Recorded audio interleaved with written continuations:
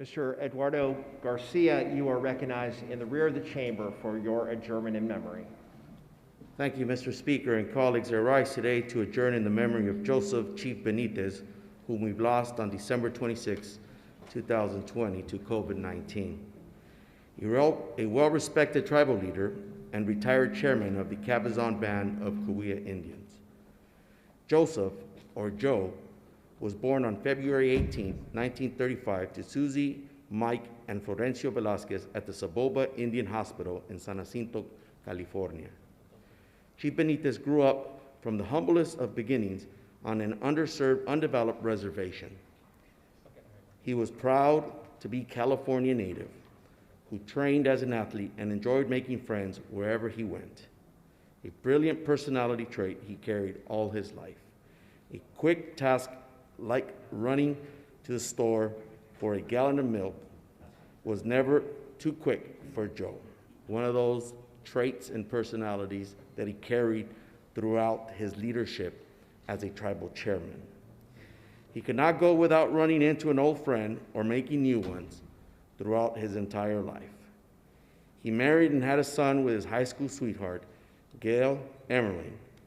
Unfortunately, Gail preceded him in death. But love found Joe again. He met his wife, Diana, and her two children at McMahon's Furniture Store, a very popular place in my district. They married on his birthday in 1975, and together they welcomed a new daughter. As tribal chairman of the Cabazon Band of Cahuilla Indians, he led his tribe to prosperity. Joe was ever generous with his time, love, and attention. He was an elder at St. Andrew Presbyterian Church and a docent for the Coachella Valley Museum. Chief Benitez volunteered for the Coachella Valley Boys and Girls Club, Native American Land Conservancy, California Board of Indian Health, the National Board of Indian Health, Fish Food Bank, Coachella Valley High School Alumni Association. A brave spiritual warrior fought the toughest physical battle of his life against COVID-19. He is survived by his wife, Diana, sons Mark, Michael, daughters Lisa, Tracy, and grandchildren Marcy, Sabrina, Raquel, Robert Jr., and Nevada. Chief Benitez was a trailblazer within our community who will be remembered for his legacy service. We will miss him dearly. I'd like to share a personal story. And for those who have been in the Capitol for many, many years on the staff side, when we talk about the Cabazon Band of Cahuilla Indians, it is a tribe who has shaken things up across the country when it comes to tribal sovereignty. Both them and the Morongo tribe are the tribes that led the way to the Supreme Court to set precedent for the Indian Gaming Regulatory Act that ultimately led to tribal gaming being solidified in this country.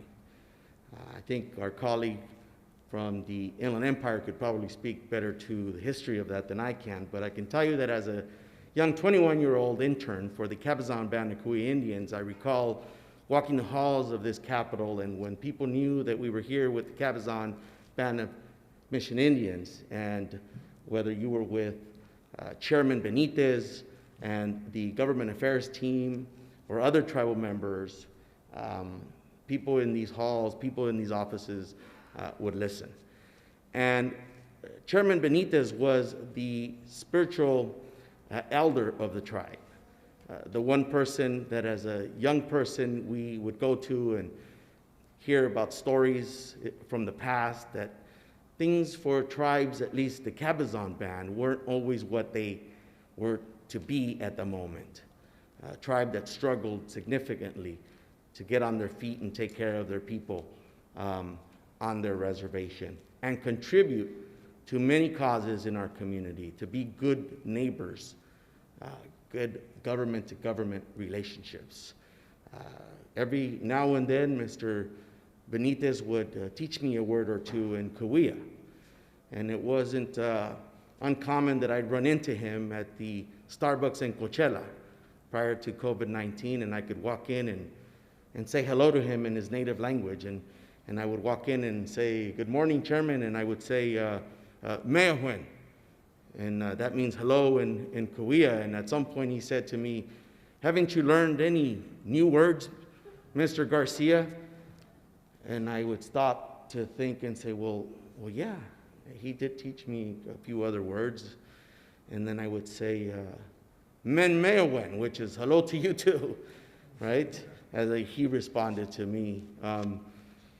Chairman Benitez will be dearly missed, not just by his family, the members of his tribe, the organizations that he volunteered with, by Indian country across this nation.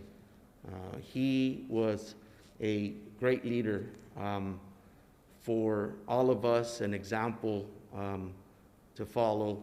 And for me, as a young person, I was grateful to have met him and the opportunity that he opened up for me and many others in our community to learn about tribal sovereignty and the importance of the relationships between our tribal nations and our adjacent communities. I ask that we adjourn in his name today. Thank you. Thank you, Ms. Garcia. And Mr. Ramos, you are also recognized on this adjournment in memory. Well, thank you, Mr. Speaker, and thank you to my colleague from the Coachella Valley for honoring Chairman Joe Benitez and the memory that he has instilled in Indian country and the community, especially in the Coachella Valley area. My colleague talks about a time when lobbying was taking place where there was no gaming, there was no rights that were there, and protests were being held. And it was Cabazon that filed a case, and Morongo came forward. And there was also protests that were taking place where there was plans to shut down the 10 freeway. And when that came forward, then the negotiations started to happen. So there's no stranger to leaders like Chairman Joe Benitez paving the way to make sure that that voice is being heard. And many of the topics that we're still debating here on this floor resonate with those types of peaceful actions. Chairman Joe Benitez was the chairman of the Cabazon people, but also his bloodline has Chemehuevi blood in it, and he has relatives that are now chair of the 29 Palms Band of Mission Indians. And Joe Benitez was someone that could see into the future. One, making sure that we preserved our rights for gaming so that then we would have the income to be able to tackle the other issues that so drastically still affect majority of the California Indian people through education, through culture, through history of who we truly are as California Indian people. So much so that in 1996, we started the Tribal Unity and Cultural Awareness Program from the Seminole Indian Reservation and 29 Palms, Chemehuevi Indians. And Chairman Benitez was part of that. And really, what happens is you go to the elders of those areas and those communities and ask for their blessing to be able to have those programs. And Chairman Joe Benitez was right there with us throughout that year from 96 and even up to now. He's been laying that way and instilling in the community the education of who we are as California Indian people. And with moving forward on that venture in 1996, the salt songs came back to the people of the Chemehuevis, and they're still, now they're being sung at those different events and ceremonies that are there. And as chairman, like Joe Benitez and many others now that we're able to acknowledge on this legislative floor, that I want to thank the Assembly and the Speaker and all those that are here now, because it's been a time coming where in the past we wouldn't be able to honor California Indian people and their contributions to the state of California.